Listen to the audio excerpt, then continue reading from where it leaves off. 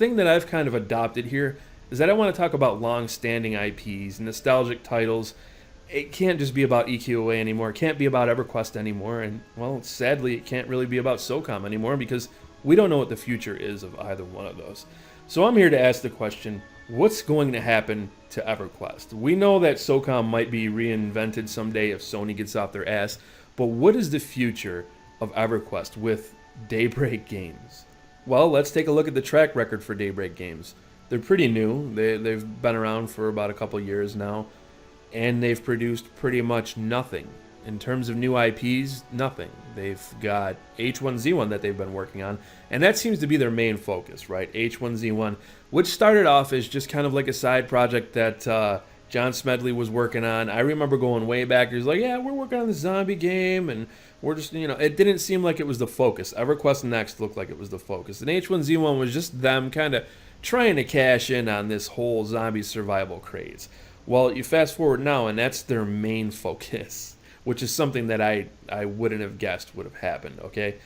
Now, this is a game that there's broken promises all over it.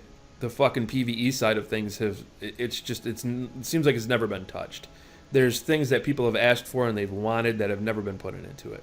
So the whole King of the Kill is really what they're doing. They've got half a game. Daybreak Games has half a fucking game. Okay, they've got the PvP side of H1Z1, and that's about it. Yes, they're still running EverQuest, EverQuest 2, DC Universe, fucking Landmark. Yes, they have PlanetSide 2. They have all these games, but those were all SOE-made games. That's all. That was all mostly done when it was SOE. Yes, the patches and everything that's come later has been Daybreak.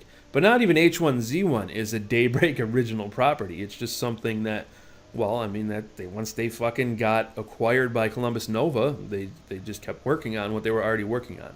They don't have a very good track record, folks. And if you take a look at Landmark, that was another game that was supposed to be free. First of all, they mentioned that H1Z1 was going to be free eventually. I'm pretty sure I heard that. I thought it was pay for early access, and then later on it's going to be a free-to-play game with the option to buy crates and cosmetics and shit like that. Maybe I'm mistaken. Maybe I'm out of my fucking mind, but I'm pretty sure that's what was said. All I know for a fact is that Landmark was supposed to be free to play. It was supposed to be buy in now to support the development of EverQuest Next if you want to. Or you can just wait to play it when it goes free to play, which never happened. I think they're charging $10 or $20 for it right now. And it's basically the shattered remnants of what everybody wanted from EverQuest Next.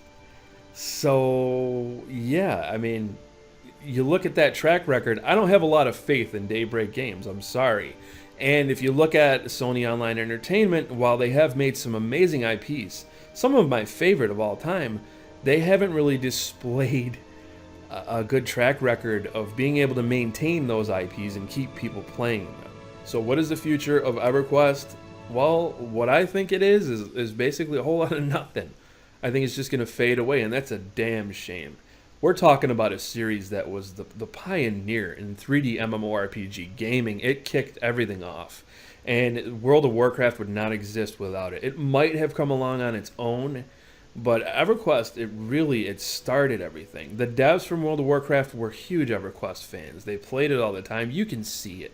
You can see it all over World of Warcraft that they were fans of EverQuest. And